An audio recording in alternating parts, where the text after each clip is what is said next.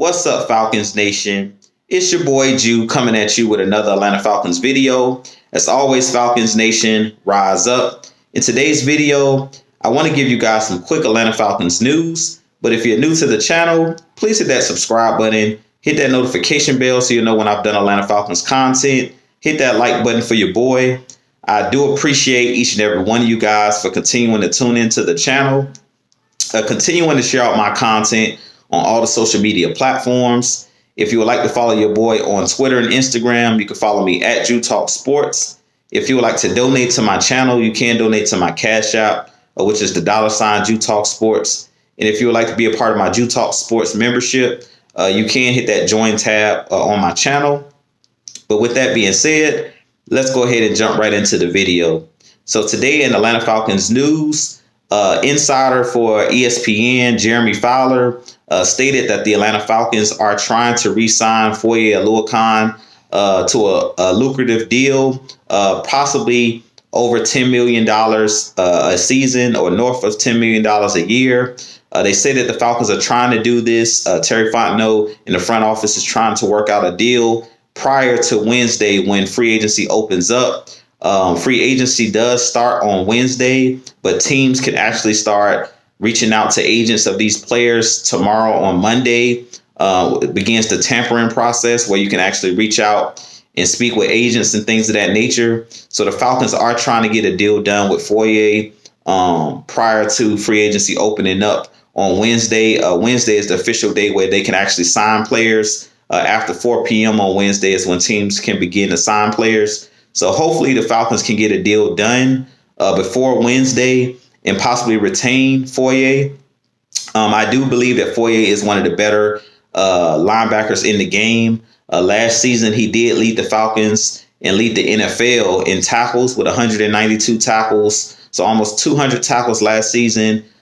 He did have a game-winning interception last year, and he's been a playmaker ever since he took over that starting linebacker position. When we lost Devondre Campbell, he stepped up and he's developed really well. I believe Foye was a 5th-round pick, if I'm not mistaken, but he is one of those players that was developed under Dan Quinn in that regime. And Foye is one of the better linebackers in the league, a great locker room leader, and one of those players that Dean Pease loves. He did switch Foye from the outside linebacker position to the middle linebacker position or that Mike linebacker position last season. And it boded well for the Falcons. He played really well. Every time Dean Pease is asked about a player like Foye, he talks about Foye being a leader and Foye being a playmaker. So I definitely think that Foye is worth the money. If the Falcons end up signing Foye, that means we'll have 2 high-paid linebackers because Deion Jones already has an expensive contract already. And if we're able to pay Foye, we'll have 2 linebackers making over $10 million a season. So this could possibly be tough on the cap as far as our Falcons being able to go out and sign players. But Terry Fontenot did state originally after the season was over, when he was asked about free agency, he talked about retaining your own players is the best thing you should do in free agency because you know what those players are. You've seen those players in games. You've seen those players in your system.